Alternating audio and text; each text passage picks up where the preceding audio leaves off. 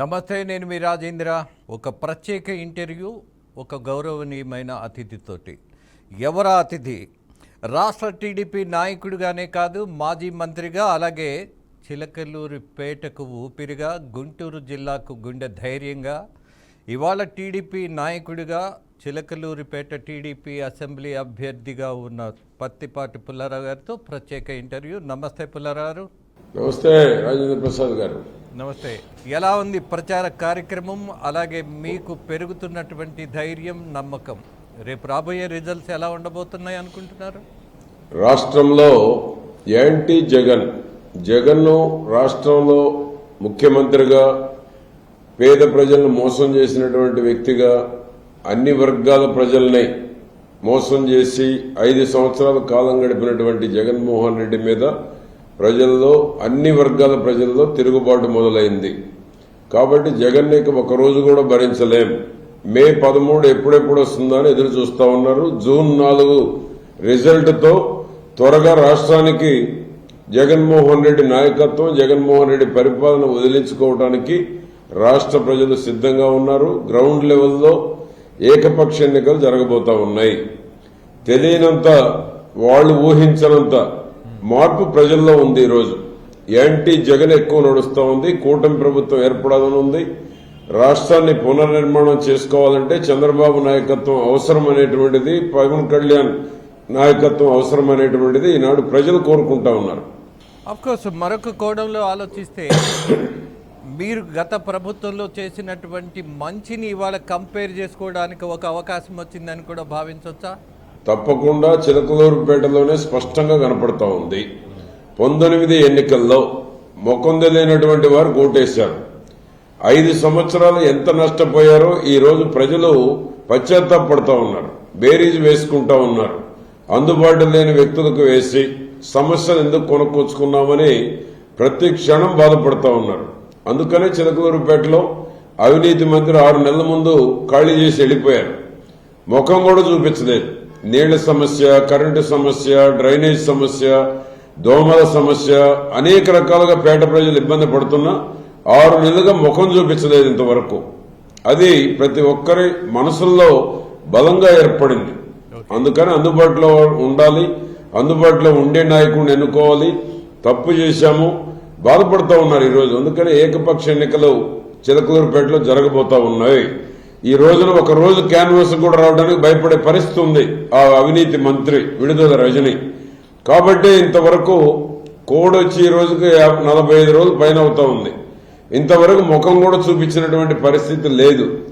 వస్తే నిలదీసేటువంటి పరిస్థితి కూడా కనపడుతూ ఉంది. ఆ విధంగా ఈరోజు చిలకలూరుపేటతో పాటు రాష్ట్రం మొత్తం ఇదే పరిస్థితి కొనసాగుతా ఉంది. అవినీతి రాజ్యమేలింది. అన్ని వర్గాల ప్రజలు దగా పడ్డారు. బటన్ నొక్కుతున్నామని చెప్పి మోసం చేస్తున్నారు తప్ప దానివల్ల ఎవరు బెనిఫిట్ పొందినటువంటి వారు లేరు. అందుకనే ప్రజల్లో తిరుగుబాటు స్పష్టంగా కనపడతా ఉంది. అలాగే పుల్లారావు గారు, నేను నా ఇంట్రడక్షన్లో ఒక విషయాన్ని నాకు తెలిసింది, నేను విన్నది, నేను తెలుసుకున్నది చాలా స్పష్టంగా చెప్పా. కుప్పం నియోజకవర్గానికంటే కూడా మీరు మంత్రిగా ఉన్నప్పుడు మీ నియోజకవర్గానికి అత్యధిక నిధులు అభివృద్ధి కోసం ఖర్చు చేశారు అని మాజీ ముఖ్యమంత్రి చంద్రబాబు నాయుడు గారు చేసినటువంటి కామెంట్లో మీరు ఎలా చూస్తారు?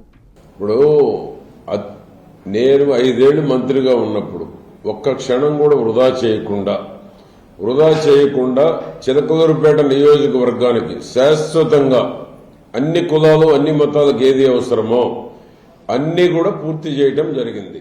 ఆ విధంగా డెవలప్మెంట్ మీద ప్రతి క్షణం ఆలోచించడం, నాకు చంద్రబాబు నాయుడు గారు అప్పచెప్పినటువంటి బాధ్యతలు ఏదైతే ఉన్నాయో నా శాఖకు సంబంధించి ఆ శాఖకు న్యాయం చేయటం, తెలుగుదేశం ప్రభుత్వానికి, చంద్రబాబు నాయుడు గారికి ఎంత మేరకు పేరు రావాలనో అంత మేరకు ఆ శాఖలకు న్యాయం చేస్తూ, మరొక పక్క చిలకలూరుపేట నియోజకవర్గ అభివృద్ధి కోసం ప్రతి క్షణం ఆలోచించి ఇది చిలకలూరుపేటకు లోటు ఉంది అనేటువంటి పాయింట్ ఎరైజ్ కాకుండా కష్టపడి నిధులు తీసుకురావడం జరిగింది. ఒక దశలో చంద్రబాబు నాయుడు గారు కూడా ఈ 4,200 కోట్లు ఏ విధంగా తీసుకెళ్లావు, కుప్పానికి కూడా నేను తీసుకుపోలేదు, ఆ విధంగా నువ్వు కష్టపడి తీసుకెళ్లావని చంద్రబాబు నాయుడు గారు సైతం అభినందించడం కూడా జరిగింది.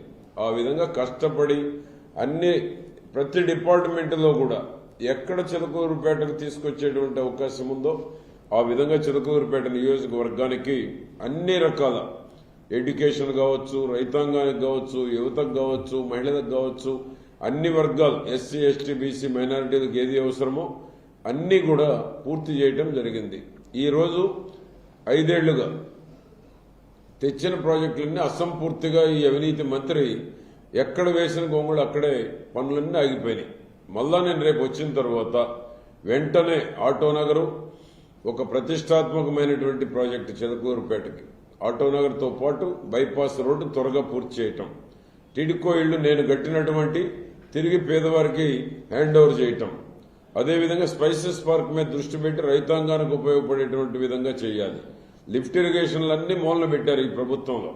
లిఫ్ట్ ఇరిగేషన్స్ మళ్ళా తిరిగి మొత్తం రెన్యువేట్ చేసి ప్రతి ఎకరాకు నీళ్లు అందివ్వాలి. కొండవీడి కోట ఒక పర్యాటక కేంద్రం, ప్రపంచ పర్యాటక కేంద్రం, దాన్ని పూర్తి స్థాయిలో ప్రపంచ పర్యాటక కేంద్రంగా తీర్చిదిద్దాలి. ఈ విధంగా పేదవాడికి ఇంటి స్థలము, ఇల్లు, ఇవన్నీ కూడా వచ్చిన వెంటనే కేంద్రీయ విద్యాలయం, 100 పడకల ఆసుపత్రి, ఇవన్నీ నేను తెచ్చిన అమృత స్కీమ్ 160 కోట్ల స్కీమ్, ఇవన్నీ కూడా ఏంటంటే ఈ అవినీతి మంత్రి డబ్బుల మీద ఉన్నటువంటి డబ్బుల మీద ఉన్నటువంటి ప్రేమ, ఆగిపోయిన ప్రాజెక్టులు పూర్తి చేసి పేరు తెచ్చుకుందాం, చరిత్రలో గుర్తుండేటువంటి విధంగా చేద్దామని ఒక్క క్షణం ఆలోచించిన ఈ ప్రాజెక్టులన్నీ డబ్బులు ఉన్నటువంటి ప్రాజెక్టులు, రాష్ట్ర ప్రభుత్వానికి కూడా మేజర్గా సంబంధం లేదు.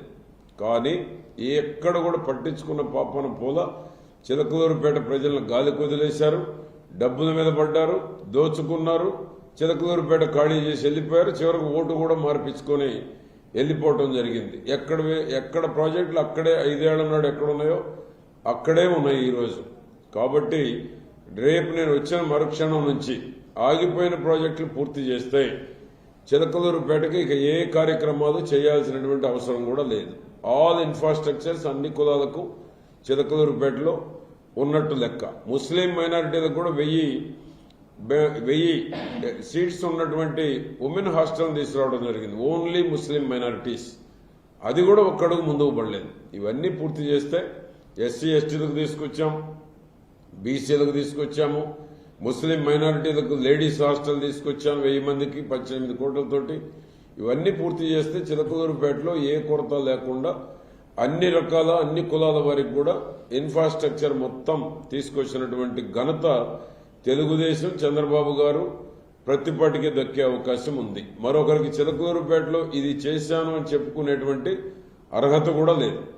ఎస్ పుల్లారావు, మీరు చేసినటువంటి అభివృద్ధి కంపేర్ చేస్తే మంత్రులుగా ఉన్నటువంటి అందరితో పోటీపడి ప్రథమ స్థానంలో ఉన్నారు అన్న గుర్తింపు తెచ్చుకున్న మీరు, అలాగే మీరు మీ పార్టీ పెంచినటువంటి నాయకురాలు ఎవరైతే ఉన్నదో ఇవాళ మళ్ళీ మీతో పోటీ చేయకుండా వెళ్ళిపోవడానికి ఉన్నటువంటి ప్రధాన కారణం ఏమై ఉండొచ్చు?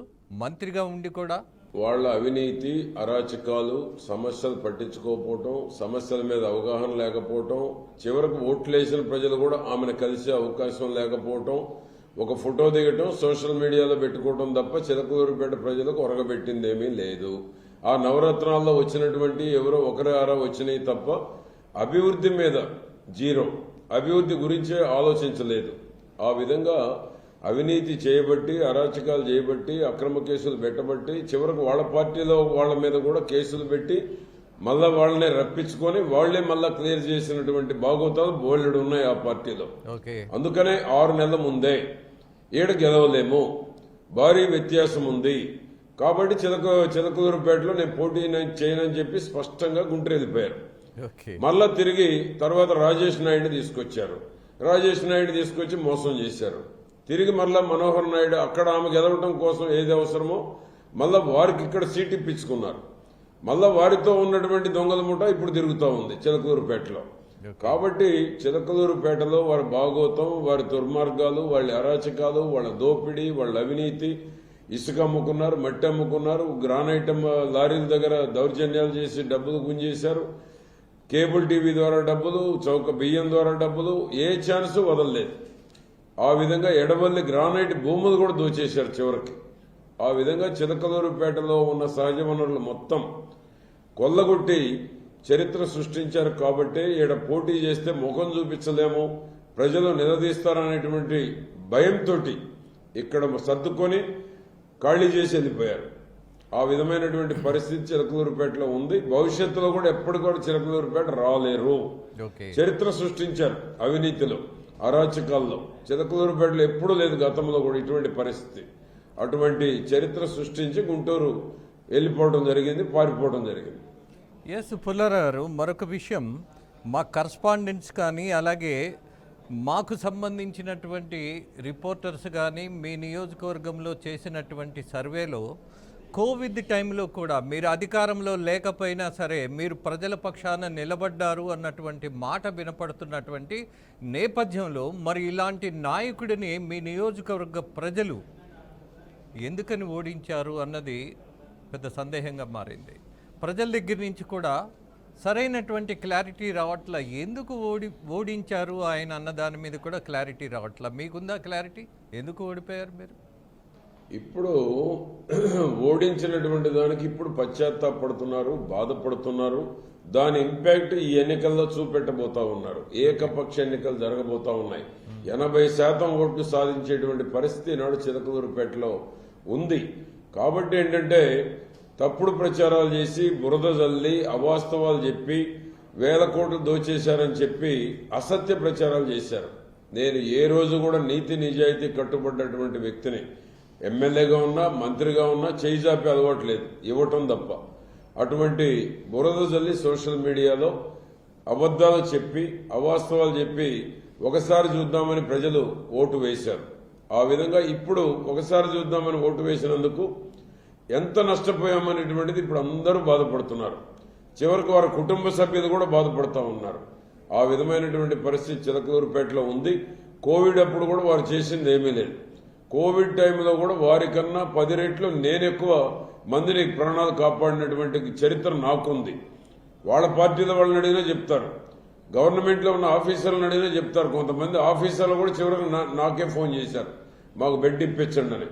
ఆ విధంగా బెడ్ నాకు కావాలి అని అడిగిన ఫోన్ చేసినటువంటి వారికి బెడ్ ఇప్పించేంత వరకు కూడా నిద్రపోకుండా సర్వీస్ చేసినటువంటి చరిత్ర నాది. వాళ్లేమో ఒక ఫోటో దిగటం, సోషల్ మీడియాలో పెట్టడం, అంతా కోవిడ్ నేనే చేశానని ప్రచారం చేసుకున్నారు.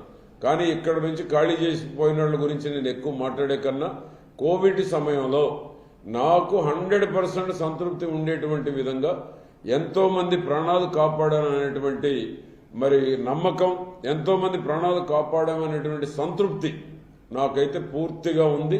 నా ద్వారా సర్వీస్ పొందినటువంటి వాళ్ళు కొన్ని 100 మందిని వాళ్ళు అడిగితే కూడా స్పష్టంగా చెప్తారు. That is my commitment, that is my hard worship. అలాగే పుల్లారావు, మీరు కొన్ని నియోజకవర్గ ఇన్ఛార్జిగా వ్యవహరించారు. అలాగే రాష్ట్ర పర్యటనలు లోకేష్ బాబుతో కూడా కలిసి వైజాగ్ వరకు ప్రయాణం చేసినటువంటి అనుభవం ఉన్నది. ఇవన్నీ గమనించినప్పుడు రాష్ట్రంలో ఉన్నటువంటి రాజకీయ పరిస్థితి ఎలా ఉంది? రాష్ట్రంలో చంద్రబాబు నాయుడు గారి నాయకత్వాన్ని ఈ రాష్ట్ర ప్రజలు కోరుకుంటా ఉన్నారు. గాడి తప్పిన పాలన కావచ్చు, అప్రదిష్ట పాలు చేసిన జగన్మోహన్ రెడ్డి పరిపాలన కావచ్చు, జగన్మోహన్ రెడ్డి రాష్ట్రాన్ని సర్వనాశనం చేశాడు అనేటువంటి ప్రజల్లో నానుడి కావచ్చు. ఈరోజు చంద్రబాబు నాయుడు గారు అయితేనే పరిపాలనని గాడిలో పెట్టగలడు, అనుభవం, సమర్థత. పవన్ కళ్యాణ్ గారు కూడా అందుకే ఎంత మేరకైనా తగ్గి ఈ రాష్ట్రాన్ని కాపాడుకోవాలి, జగన్మోహన్ రెడ్డి కబంధ హస్తాల నుంచి ఈ రాష్ట్రాన్ని బయటపడవేయాలి అనేటువంటి దాంతో ఈరోజు చంద్రబాబు గారు, పవన్ కళ్యాణ్ గారు కలిసి మోడీ గారి సహకారాన్ని కోరడం జరిగింది. కాబట్టి ఈరోజు చంద్రబాబు నాయుడు గారు ఆగిపోయిన ప్రాజెక్టులు ఏదైతే అమరావతి, పోలవరం, అదేవిధంగా గ్రామాల్లో రోడ్లు, మిగిలిపోయినటువంటి పనులు, అభివృద్ధి అనేటువంటిది నోచుకోవాలి. 5 ఏళ్లలో తిరిగి అభివృద్ధి, సంక్షేమం జరగాలంటే చంద్రబాబు నాయుడు గారి అనుభవం అవసరమనే కేంద్రంలో ఉన్నటువంటి బీజేపీ నాయకత్వం కూడా ఆలోచించి జగన్మోహన్ రెడ్డితో ఉంటే వాళ్లకు కూడా ఆ మరకండుతుందనేటువంటి దాంతోనే ఈ రోజు కూటమిగా ఏర్పడి పోటీ చేయడం జరుగుతూ ఉంది. కనుక ఈ రోజు రాష్ట్రంలో చంద్రబాబు నాయుడు పాలన అవసరమైనటువంటిది. ఆ వైకాపాలో ఉన్న ఫ్యాన్ కిందకు ఓటేసినటువంటి వాళ్ళు కూడా ఈ రోజు మెజారిటీ చంద్రబాబు నాయుడు కూటమి ఓటేసేటువంటి దానికి సిద్ధపడతా ఉన్నారు. ఒకసారి చూద్దామని జగన్మోహన్ రెడ్డి, ఇక్కడేమో కొత్తగా వచ్చారు, ఎన్నో ఆశలు పెట్టారు. 1000 మోటార్ సైకిళ్లు, 100 కార్లు, 1000 అమెరికా ఉద్యోగాలు. ఆ విధంగా అన్ని వర్గాల్ని మోసం చేసి అబద్దాలు చెప్పి నమ్మించారు. ఇప్పుడు చిలకలూరుపేట ప్రజలకు రియాలిటీకి వచ్చారు. వాస్తవాలు ఎవరు, అవాస్తవాలు ఎవరు, అబద్దాలు ఎవరు చెబుతున్నారు, నిజాయితీగా ఎవరున్నారు అనేటువంటిది ఈనాడు చిలకలూరుపేట ప్రజలకు స్పష్టంగా అర్థమైంది. కాబట్టే వారు 6 నెలల ముందు పారిపోవటం. ఈ రోజు ఎవరు వచ్చినా మాకొద్దు, చిలకలూరుపేటలో ముఖం తెలియని వాళ్ళు మాకొద్దు, సరిహద్దులు తెలియని వాళ్ళు మాకొద్దు, కొత్త వాళ్ళు మాకు అవసరం లేదు, ప్రతిపాటే మా నాయకుడు అనేటువంటి దానికి అన్ని పార్టీలు కూడా వచ్చినాయి ఈరోజు చిలకలూరుపేట నియోజకవర్గంలో. అదేవిధంగా రాష్ట్రంలో కూడా చంద్రబాబు నాయుడు గారు ఏ బాధ్యత అప్పచెప్పినా, నేను వచ్చిన 25 ఏళ్లలో 15 ఏళ్లు అపోజిషన్లో ఉన్నాం, 5 ఏళ్లు ఎమ్మెల్యేగా ఉన్నా, 5 ఏళ్లు మంత్రిగా ఉన్నా. మా నాయకుడు చంద్రబాబు నాయుడు గారు ఏ బాధ్యత అప్పచెప్పినా ఎప్పటికప్పుడు నేను అప్రిషియేట్ చేయించుకున్నాను తప్ప నేను ఎక్కడ వైఫల్యం చెందలేదు. That is my commitment. నేను ఏ బాధ్యత తీసుకున్నా ఒక ఛాలెంజ్గా తీసుకుంటాను, ఒక డెడికేషన్గా పనిచేస్తాను. జిల్లా ప్రెసిడెంట్గా ఉన్నా ఆ రోజుల్లో ఎవరూ చేయలేనటువంటి సాహసం సెంట్రల్ బ్యాంక్ చైర్మన్ గెలిపించాం, జడ్పీ చైర్మన్ గెలిపించాం. ఒక సీటు ఉన్నదాన్ని 12 సీట్లకు తీసుకురాగలిగాం, 3 ఎంపీలను గెలిపించుకోగలిగాం. అదేవిధంగా తర్వాత 35 ఏదైతే నియోజకవర్గాలు నాకు ఈ టర్మ్లో అపోజిషన్లో 35 నియోజకవర్గాల కోఆర్డినేషన్ అప్పచెప్పారు. 35 నియోజకవర్గాల్లో 5 జోన్లలో నెంబర్ 1గా నేను నా జోన్లో అనేక కార్యక్రమాలు చేపట్టడం కూడా జరిగింది. ఆ విధంగా నాకు ఏ శాఖలు అప్పచెప్పినా ఆ శాఖల గౌరవం పెంచడం జరిగింది. అగ్రికల్చరల్లో అయితే 6 శాఖలు అప్పచెప్తే ఆ శాఖలన్నిటికీ ఒక బ్రాండ్గా కూడా ప్రతిపాటి అనేటువంటి బ్రాండ్ ఆ శాఖలకు వేయటం కూడా జరిగింది చంద్రబాబు నాయుడు గారి సహకారంతో. ఆ విధంగా నేను తెలుగుదేశం పార్టీ పరంగా ఏ బాధ్యతలు నాకు మా నాయకుడు అప్పచెప్పినా చంద్రబాబు నాయుడు గారు సమర్థవంతంగా పార్టీని బలోపేతం చేసేటువంటి దానికి, నాయకుడి దగ్గర మెప్పు పొందేటువంటి దానికి అహర్నిశలు కష్టపడమే నా బాధ్యత. That is my commitment. Yes, ఇంత కమిట్మెంట్తో పాటు మిమ్మల్ని కుంగదీయాలి అన్నటువంటి ఒక ప్రయత్నంలో మీ కొడుకును ఒక కేసు పెట్టి జైలుకు పంపించినప్పుడు పుల్లారావు అనేటువంటి నాయకుడి యొక్క మనసు ఎలా ఉన్నది? బాధ్యత పెరిగింది అనుకున్నారా? ధైర్యం పెరగాలనుకున్నారా? అలాగే తిరిగి సరైన జవాబు చెప్పడానికి ఎలా సంసిద్ధపడుతున్నారు? ఇప్పుడు 5 ఏళ్లు నా మీద అనేక ఆరోపణలు వచ్చినాయి. ఒక్కటి నిరూపించగలిగారా? ఏ తప్పు చేయలా, నిజాయితీగా నేను పనిచేస్తాను తప్ప ఎక్కడ కూడా అవినీతికి పాల్పడాల్సినటువంటి అవసరం నాకు లేదు. 2, శరత్ బాబుది కూడా నా కుమారుడు ఏ తప్పు చేయని శరత్ బాబుని కేసు పెట్టారు. ఎప్పుడు పెట్టారు? 5 ఏళ్లు అయిపోయి అభ్యర్థిగా ప్రకటించిన తరువాత సాయంత్రం కేసు పెట్టారు. అది కూడా హడావుడిగా హ్యాండ్ రైటింగ్తో కేసు పెట్టారు. పెట్టకూడని పోలీస్ స్టేషన్లో కేసు పెట్టారు. అక్కడ కోర్టులో కూడా చివాట్లు తిన్నారు. తర్వాత పోలీసు కాదు సిఐడి అన్నారు. సిఐడిలో కూడా పెడతానికి ఏం రైట్ ఉంది? ఏ తప్పు చేయలా, ఎక్కడా సంబంధం లేదు శరత్ బాబు. నన్ను ఏమీ చేయలేక అన్ని విధాల ప్రయత్నం చేశారు. ఎన్ని రకాల అరాచకాలు చేయాలనో చేశారు నా బిజినెస్ల మీద, నా ఇండస్ట్రీ మీద. చివరికేంటి, మా కుమారుని లోనబెట్టి హింసించాలని చూశారు. ఏమైంది? 20 రోజులు కట్టికి జైల్లో పెట్టగలిగారు.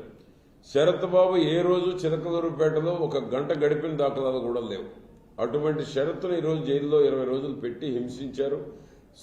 సునకానందం పొందాడు సీఎం జగన్మోహన్ రెడ్డి. అరెస్ట్ చేస్తే ఒక రోజంతా ఎక్కడ తిప్పారో కూడా తెలియదు. ఒక టెర్రరిస్ట్ లాగా తిప్పారు.